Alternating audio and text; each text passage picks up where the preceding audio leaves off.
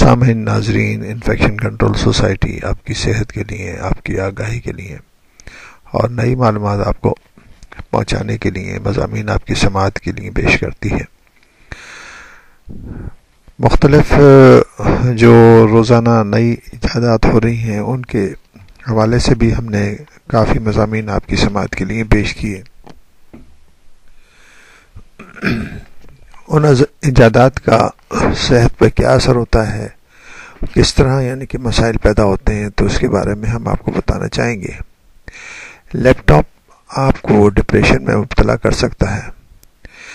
ایک نئے طبی جائزے سے انکشاف کیا گیا ہے کہ رات کے وقت لیپ ٹاپ یا ٹیبلٹ کے استعمال سے افسردگی یا ڈپریشن میں مبتلا ہونے کا خطرہ بڑھ جاتا ہے۔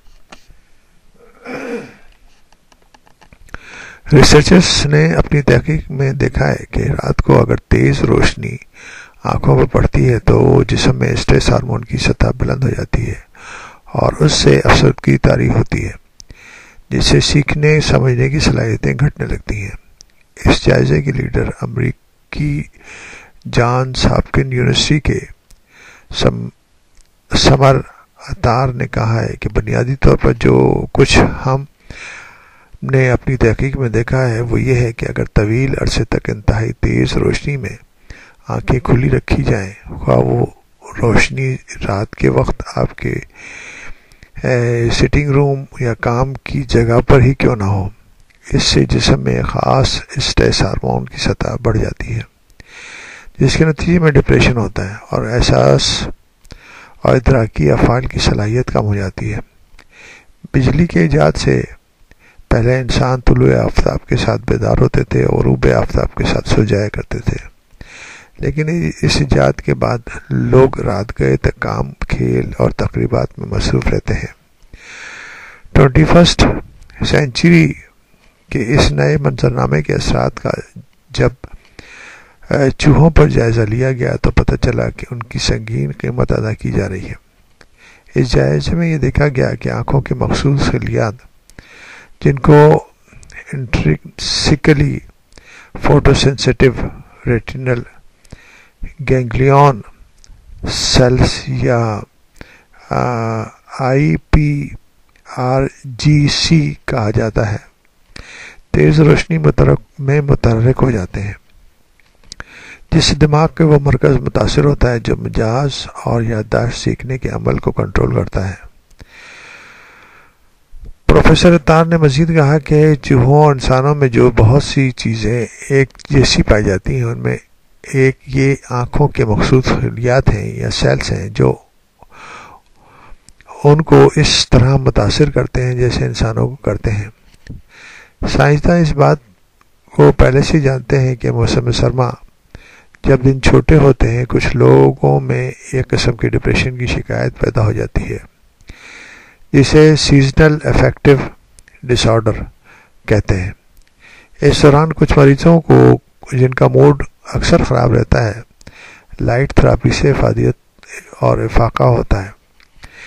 اس میں چمکدار روشنی میں کچھ وقت گزارنے کے لیے کہا جاتا ہے۔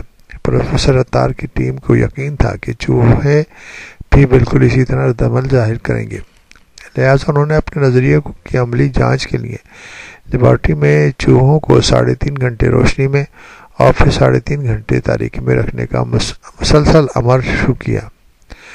پروفیسر اتار کہتے ہیں کہ یقیناً آپ چوہوں سے یہ نہیں پوچھ سکتے کہ وہ کیسا محسوس کر رہے ہیں، لیکن ہم نے ان میں ڈپریشن جیسے رویوں کا اضافہ نوٹ کیا۔ مثلاً انہوں نے میٹھی چیزوں سے کم رغبت ظاہر کی۔ پاس ٹیسٹ کے دوران وہ بہت متحرک نظر آئے۔ ان جانوروں میں ایک اسٹریس ہارمون کورٹیسول کی سطح بھی بڑھی ہوئی تھی جس کا تعلق سابقہ جائزوں میں سیکھنے کے عمل سے جوڑا گیا تھا۔ تاہم جب ان چوہوں کو افسردگی دور کرنے والی ایک عام تجویز کی جانے والی دوا پروزاک کی خوراک دی گئی تو افسردگی کی علامتیں کم ہو گئیں اور سابقہ صحت مند موڈ میں نظر آنے لگے۔ پروفیسر اتار نے کہا کہ ان نتائج سے ظاہر ہوتا ہے کہ انسانوں کو بھی رات کے وقت باقاعدگی سے بہت تیز روشنی سے پرہیز کرنا چاہیے۔ جو بدقسمتی سے ہماری زندگی کا معمول بن چکا ہے، اس سے ممکنہ طور پر ہمارے موڈ اور سیکھنے کی صلاحیت پر منفی اثر پڑ رہا ہے۔ انہوں نے مزید کہا کہ میرے کہنے کا ہرگز یہ مطلب نہیں کہ ہمیں رات کو مکمل تاریکی میں رہنا چاہیے۔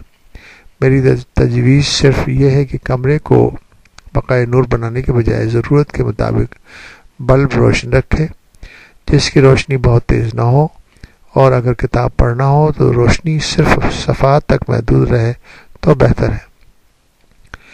دیکھیے، اس طرح کے جو مسائل اگر آپ کی زندگی میں بھی پیدا ہو رہے ہیں تو ان احتیاطی تدابیر کو اختیار کر کے آپ اپنی صحت کو بہتر رکھ سکتے ہیں۔